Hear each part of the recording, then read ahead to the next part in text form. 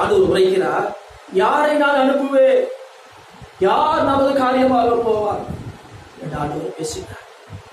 ஆண்டவருடைய ஒரு ஏக்கம், ஆண்டவருடைய ஒரு தாகம் வாஞ்சை என்ன? யாரை நான் அனுப்புவேன், யார் நமது காரியமாக போவார். ஆண்டவருடைய வேலையை செய்ய அதிகமான தேவதூதர்கள் ஆயத்தமாக இருந்தாலும் ரட்சிப்பின் வார்த்தைகளை அறிவிக்க ரட்சிக்கப்பட்ட நம்மையே தேடுகிறார். நாமே ஆண்டவருடைய பணியை செய்ய ஆயத்தமாக இருக்கிற தேவதூதர்கள் ஏராளம் உண்டு.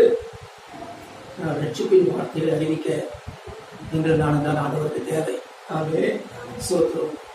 ஆகவே ஆண்டவருடைய சத்தத்தை ஏசாயா கேட்டது போல இன்றைக்கு நம்முடைய செவிகளிலே, நம்முடைய இருதயங்களிலே ஆண்டவருடைய சத்தம் தொனிப்பதாக. யாரை நான் அனுப்புவேன், யார் நமது காரியமாக போவார்.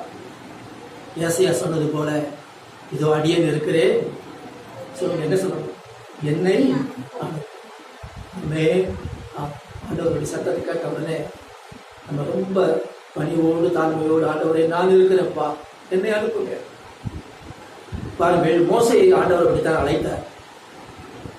இஸ்ரவேலர்கள் எகிப்தில் அடிமைப்பட்டு கிடந்தார்கள்.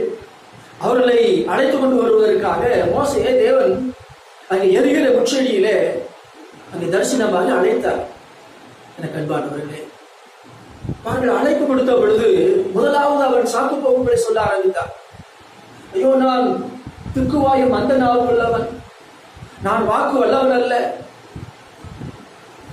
அதுவே என்னை அனுப்புவதற்கு பதிலாக உங்களுக்கு சித்தமான வேற யாரையாகிலும் அனுப்பும் என்றார். அல்லேலூயா.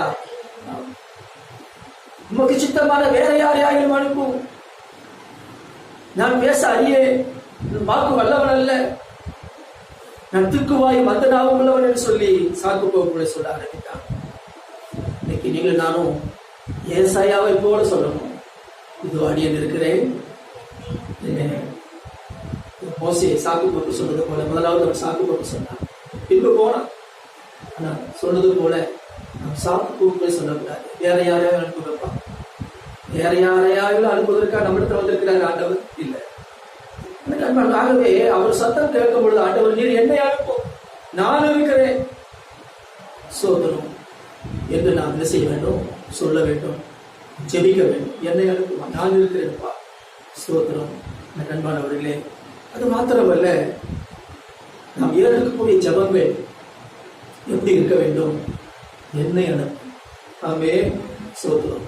பாருங்கள், இன்னொரு மனுஷன் மனம் திரும்பாத ஐஸ்வர்யவான், அவன் மறித்து பாதாளத்தில் போய் அவன் வேதனைப்படுகிறான். அவன் வீட்டு